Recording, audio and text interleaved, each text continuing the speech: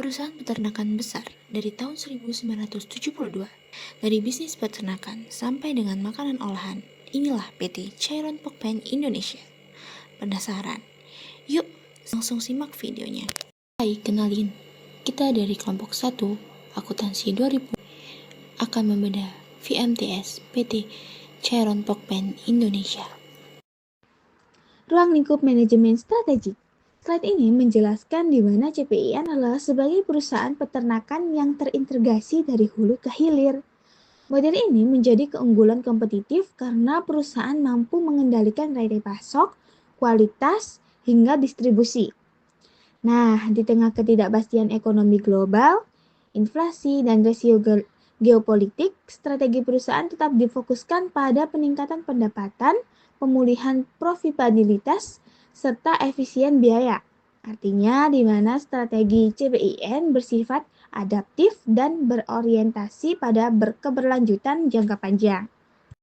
Nah, selain itu, CPIN menerapkan strategi integrasi vertikal untuk mengontrol seluruh rantai produksi, mulai dari persediaan pakan hingga produksi olah sampai hingga produk siap jadi. Model ini membantu perusahaan menjaga kualitas, mengurangi ketergantungan pada pihak luar, serta meningkatkan efisiensi biaya. Nah, secara strategis, integrasi ini memperkuat daya saing perusahaan. Namun, strategi ini juga membutuhkan koordinasi yang efektif karena kompleksitas dan biaya investasinya yang cukup besar. Ada juga strategik operasional. Yang pertama, optimalisasi proses produksi. Yang kedua, pengendalian biaya distribusi. Yang ketiga, manajemen risiko terhadap fluktuasi harga bahan baku. Nah, strategi CPIN ini tidak hanya fokus pada pertumbuhan, tetapi juga efisiensi dan manajemen risiko. Pengembangan kapasitas ini dilakukan secara selektif untuk menjaga keseimbangan pasar. Ruang lingkup manajemen strategis CPIN ini juga mencakup analisis lingkungan eksternal dan internal. Dari sisi eksternal, perusahaan mempertimbangkan faktor ekonomi, politik, sosial, teknologi, serta tingkat persaingan industri. Nah, untuk tantangan dari perusahaan sendiri meliputi perlambatan ekonomi global dan fluktuasi harga bahan baku. Sementara untuk peluang perusahaan datang dari meningkatkan konsumsi protein hewani dan pertumbuhan kelas menengah. Dengan tata kelola yang baik, strategi perusahaan diarahkan pada penciptaan nilai jangka panjang, bukan sekedar keuntungan sesaat. Pada awal strategi dari PT Cheiron Indonesia Tbk ini difokuskan pada satu bidang, yaitu produksi pangan ternak dan peternakan unggas. Lalu PT Cheiron Indonesia Terbuka atau TBK mengembangkan strategi yang dimana perusahaannya ini tidak hanya berfokus pada produksi pangan ternak dan peternakan unggas tadi, tetapi dia juga membuat makanan produk olahan yang siap konsumsi. Nah, langkah ini tuh diambil sebagai bentuk dari strategi jangka panjang untuk meningkatkan nilai perusahaan, memperluas pasar, memperluas konsumen, dan sebagai bentuk respon pada perubahan pola konsumsi masyarakat yang semakin praktis di masa ini. Di dalam sisi internal PT Cheiron Indonesia Tbk ini melakukan strategi, yaitu penguatan sumber daya manusia, yang dimana perusahaan melakukan pelatihan strategi yang berguna untuk menciptakan pimpinan yang dipandang sebagai aset yang memiliki fungsi untuk pengambilan keputusan, inovasi, dan keberlanjutan bisnis di PT Cheiron Indonesia Terbuka ini. Selain melakukan pelatihan internal, manajemen strategik ini juga melakukan pemanfaatan teknologi dan digitalisasi dalam membuat produknya, seperti distribusi, terus juga bersamaan dengan manajemen informasi yang baik, teknologi yang dimanfaatkan yang berguna untuk mendukung kesesuaian proses sekaligus menghemat waktu, data untuk pengambilan keputusan, dan pengambilan kualitas produk. Visi PT Cheiron Pokpen Indonesia Tbk ialah menyediakan pangan bagi dunia yang berkembang. Istilah pangan dalam visi tersebut mengacu pada sumber protein hewani seperti ayam dan juga telur yang merupakan kebutuhan dasar masyarakat. Visi tersebut juga mencerminkan tujuan besar dari perusahaan tersebut untuk menjadi bagian penting dalam pemenuhan kebutuhan pangan. Nah, melalui visi ini, perusahaan berkomitmen untuk menyediakan pangan yang aman dan juga berkualitas yang dapat dinikmati oleh seluruh lapisan masyarakat tanpa terkecuali. Hal ini dibuktikan dengan pertumbuhan segmen ayam pedaging sebesar 11,30% pada tahun 2024. Pengaplikasian visi tersebut dibuktikan dengan perseroan yang memproduksi pakan ternak berkualitas secara efisien sehingga menghasilkan ayam hasil olahan yang praktis dan juga bergizi.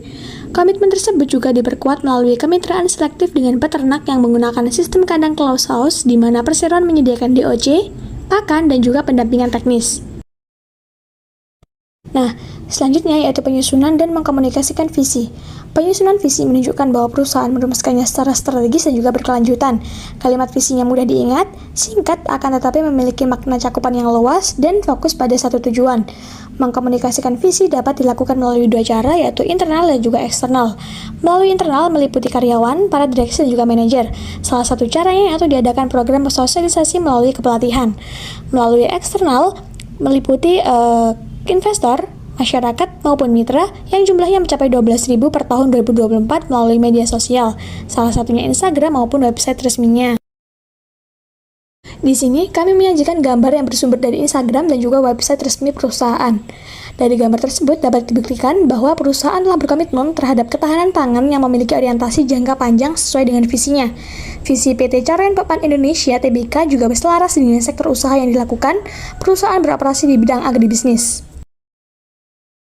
Selanjutnya, misi PT Cepin, yaitu memproduksi dan memasarkan pakan ternak, anak ayam usia sehari atau day old chicken atau DOC, serta produk makanan olahan dengan kualitas tinggi.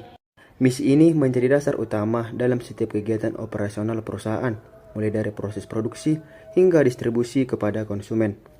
Dalam menjalankan misinya, perusahaan menekankan pentingnya penerapan standar mutu yang ketat dan berkelanjutan. Kualitas produk menjadi prioritas utama agar dapat memberikan hasil terbaik bagi peternak serta memastikan produk pangan yang aman dan bergizi bagi masyarakat. Selain kualitas, inovasi juga menjadi bagian penting dari misi PT Cepin. Perusahaan terus mengembangkan teknologi, sistem informasi, dan variasi produk agar mampu mengikuti perkembangan zaman serta memenuhi kebutuhan pasar yang terus berubah. Melalui misi tersebut, PT Cepin berkomitmen untuk mendukung ketahanan pangan nasional dan berkontribusi dalam penyediaan sumber protein hewani yang berkualitas bagi masyarakat Indonesia secara berkelanjutan. Selanjutnya, penyusunan misi perusahaan. PT Cepin memaknai misinya sebagai komitmen operasional untuk menghasilkan nilai nyata melalui produksi dan pemasaran produk agribisnis yang inovatif. Penyusunan misi yang kuat dimulai dengan mendefinisikan identitas bisnis melalui jawaban atas pertanyaan mendasar mengenai apa yang ingin dicapai, nilai apa yang ditawarkan, dan bagaimana cara perusahaan mewujudkannya. Bebas dari jargon teknis agar mudah dipahami oleh investor. Misi yang efektif harus dirumuskan dengan bahasa yang jelas dan konkret. Lalu, mengkomunikasikan misi melalui dua cara, yaitu melalui internal, yaitu keberhasilan sebuah misi sangat bergantung pada efektivitas komunikasinya kepada seluruh karyawan melalui sosialisasi langsung, workshop budaya, dan pemanfaatan media internal perusahaan. Lalu dari eksternal, secara eksternal perusahaan menyebarluaskan misinya melalui berbagai platform resmi seperti laporan tahunan, situs web, dan prestasi investor untuk membangun kepercayaan serta citra yang kuat. Selanjutnya, di sini ada strategi dalam tindakan PT Cairon Pokpen Indonesia, di mana yang telah kita ketahui bahwa PT tersebut merupakan perusahaan agribisnis yang bergerak di bidang perunggasan terintegrasi. Di sisi lain, industri perunggasan bersifat siklus karena dipengaruhi oleh fluktuasi harga pakan, keseimbangan permintaan, dan pasokan. Nah, pada tahun 2023, PT Cairon Pokpen Indonesia menghadapi tantangan berupa fluktuasi harga bahan baku, tekanan biaya produksi, kondisi ekonomi yang belum stabil. Nah, di tahun 2024 inilah menjadi fase pemulihan dan penguatan strategi. Strategi yang disusun perusahaan pada tahun 2024 yaitu bertujuan untuk memulihkan laba perusahaan, meningkatkan efisiensi operasional, memperkuat posisi sebagai perusahaan perunggasan terpadu, dan menciptakan pertumbuhan berkelanjutan. Artinya, perusahaan tidak hanya fokus pada peningkatan penjualan, tetapi juga pada kualitas dan pengendalian biaya. Pada kinerja keuangan 2024, hasil implementasi strategi menunjukkan peningkatan signifikan. Artinya, perusahaan tidak hanya meningkatkan penjualan, tetapi juga memperbaiki profitabilitas. Selanjutnya, ada faktor pendorong peningkatan kinerja, di mana peningkatan kinerja didorong oleh kenaikan volume penjualan, pengendalian biaya produksi, strategi penetapan harga yang lebih efektif, pengelolaan distribusi yang lebih efisien. Nah, kenaikan beban pokok penjualan hanya 6,97%, lebih rendah dibanding tahun sebelumnya. Ini menunjukkan bahwa adanya efisiensi operasional. Selanjutnya, di sini ada strategi yang diterapkan oleh PT Charon Pokpen Indonesia, di mana yang pertama adalah strategi efisiensi dan pengendalian biaya. Melalui strategi ini, perusahaan berhasil meningkatkan margin laba, mendorong pertumbuhan laba bersih secara signifikan, serta menciptakan struktur biaya yang lebih sehat dan terkendali, sehingga mampu memperkuat profitabilitas dan daya saing perusahaan. Lalu selanjutnya, yang kedua, perusahaan menerapkan strategi integrasi vertikal, di mana strategi ini menunjukkan cara mengelola bisnis dengan fokus pada keunggulan kompetitif jangka panjang, terutama dengan mengendalikan biaya, kualitas produk, dan stabilitas pasokan. Selanjutnya yaitu strategi diferensiasi. Melalui strategi ini, perusahaan mampu meningkatkan loyalitas pelanggan, membangun hubungan jangka panjang, serta menciptakan keunggulan kompetitif yang sulit ditiru oleh pesaing industri. Lalu ada strategi pertumbuhan, di mana strategi pertumbuhan ini mendorong peningkatan kinerja perusahaan secara keseluruhan. Tingkat strategi PT Charon Pokpen Indonesia, di mana pada tingkat korporat, perusahaan menetapkan arah sebagai bisnis perunggasan terpadu melalui penerapan integrasi vertikal, sehingga seluruh rantai produksi dapat dikelola secara menyeluruh.